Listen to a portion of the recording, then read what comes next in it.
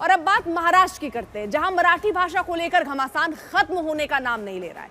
Food stall मालिक को मराठी न बोलने पर पीटे जाने का मामला तूल पकड़ा। मुंबई में भाषा को लेकर विवाद गहरा गया। आज व्यापारी संगठनों के विरोध के खिलाफ महाराष्ट्र नवनिर्माण सेना ने रैली निकाली। दरअसल व्यापारी की पिटाई के विरोध में व्यापार मंडल ने रैली निकाली थी, जिसके बाद पिटने वाले शख्स के खिलाफ केस दर्ज किया गया था, जिसके विरोध में एमएनएस के कार्यकर्ता आज सड़कों पर उतरे। लेकिन कुछ जगहों पर उन्हें प्रदर्शन की इजाजत नहीं दी गई, जिस पर हंगामा शुरू हो गया। एमएनएस कार्यकर्ताओं को हिरासत में लिया गया, लेकिन जब हंगामा ज्यादा बढ़ा तो उन्हें दोबारा मार्च निकालने की इजाजत दे दी गई। जी देखिए, यहाँ पर इस वक्त इनको प्रोटेस्ट करने की अनुमति दे दी गई है। यहाँ पर ये लोग प्रोटेस्ट कर रहे हैं काफी देर से। आप देख लीजिए, अलग पूरा इलाका इस वक्त है दे दिया गया है जहाँ पर ये प्रोटेस्ट कर रहे हैं। हाँ, लोगों को थोड़ी बहुत आने जाने में जो समस्या हो रही है वो है, लेकिन वो बहुत ज्यादा नहीं है। आप देख लीजिए, जो रेलवे स्टेशन है उस पर भी ट्रेनें चल रही हैं, सड़कों पे गाड़ियां चल रही हैं, और साथ ही अगर आप देखें तो लोगों का बस क्राउड है फुटपाथ पे। लेकिन ये एक बड़ा स्पेस है जो कि जहाँ पर कि आप को कर्टेल कर सकते हैं, ऐसा प्रशासन का मानना है। और इसी वजह से फिलहाल वो यहाँ पर इन लोगों को हटाने की कोशिश नहीं कर रही है। इनको यहाँ पर लाया गया है और सिर्फ इनको कहा गया कि आप यहीं पे प्रोटेस्ट करें, आगे न जाएं। अब सवाल यह है कि आखिर महाराष्ट्र में मराठी पॉलिटिक्स कहां तक जाने वाली है। आज के प्रदर्शन को लेकर सियासत तेज है। सरकार का आरोप है कि एमएनएस ने जानबूझकर ऐसी जगहों पर मार्च निकालने की कोशिश की जहां ज्यादा भीड़ होती है और लोगों को परेशानी होती है। विपक्ष का कहना है कि सरकार सियासत कर रही है। महाराष्ट्र में किसी भी मोर्चे को इजाजत है, ये लोकतांत्रिक राज्य है।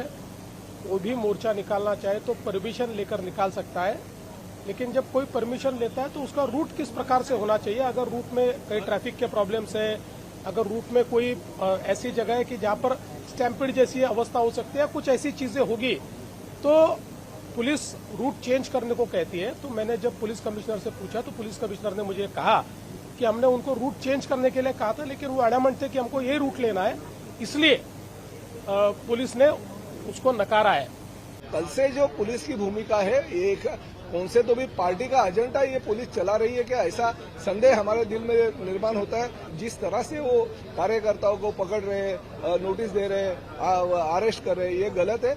ताकत तभी दिखानी चाहिए, तभी कुछ अगर गलत हो, उन्होंने अगर मोर्चा निकाला और गलत कुछ किया रहेगा तो उनके ऊपर कार्रवाई होनी चाहिए। मगर मोर्चा निकालने से पहले अगर आप गलतियां कर रहे हो तो ये पुलिस की गलती है। एक बाजू बीजेपी के माध्यम से जो पर प्रांतीय है उनको परमिशन दी जाती है, और दूसरे बाजू मराठी लोग जब आंदोलन की सोच करते हैं वहां पे उनको रुकाया जाता है। तो यहाँ पे भेदभाव बीजेपी कर रही है ऐसे दिख रहा है। अभी बीजेपी जानबूझ के ये भेदभाव कर रही है क्योंकि उनको बम्बई का इलेक्शन जीतना है, लड़ना है, और बिहार का इलेक्शन भी लड़ना है।